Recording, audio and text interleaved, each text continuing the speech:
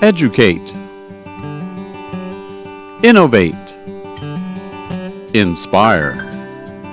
The Westerville Education Foundation.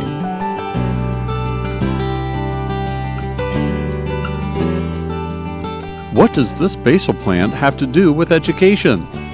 The students of Westerville North can tell you.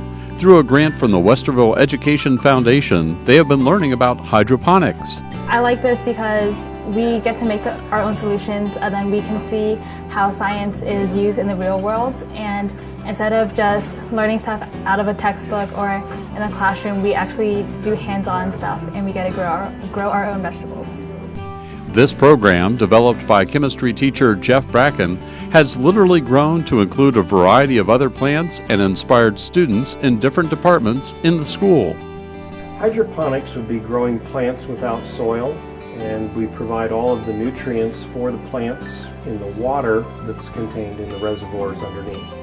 It's such an awesome experiment, and I think it's just really fun to relate to science, because some science teachers just use a textbook and it's just hard to relate to them, but this is something that you can relate to science with. There's not really many science clubs or anything here, so just getting to come here and seeing all that stuff firsthand is really cool.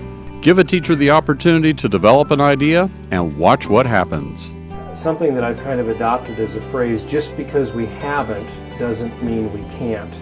That grant was a game changer. Really, I get chills when I think that was 5 years ago, and look what we've been able to turn that $1,000 into, and all of the students who've been a part of it, the restaurants. I could never have imagined when I wrote that grant that it would go beyond just being a chemistry type of project at Westerville North. And now we have every branch of science involved in one way or another. Students in the special education program, AP biology students, AP environmental science. Who knew it would have led to all of this? It's helped me think, what do I want to do after college? And I've actually kind of considered, maybe I want to work for a hydroponics company. Like the people that discover the new ways to grow the plants, and what chemicals they need. For instance, each plant varies for what solution they need for nutrients. I kind of think it'd be interesting to do that for a career, but we'll see. It's really opened my mind into how could we use this in every science class. And it really, for a lot of what we do, there isn't a reason that it needs to be done exclusively at the high school level. I still remember a parent years ago in 1997 said, you might want to think about writing a grant proposal. And I remember my students saying, there's no way they're going to give you money to play music in a chemistry classroom. And I said, well, it's a one-page application. It won't take long to write. And it was funded. And it's taken me places I can't even begin to describe, all the places that music and chemical demonstrations took me. Hydroponics, lots of schools are interested in that. And so to a teacher who's thinking about writing a grant, you never know how it's going to turn out. And I'll do everything I can to help a teacher to kind of think through what are some long-term things we want to think about.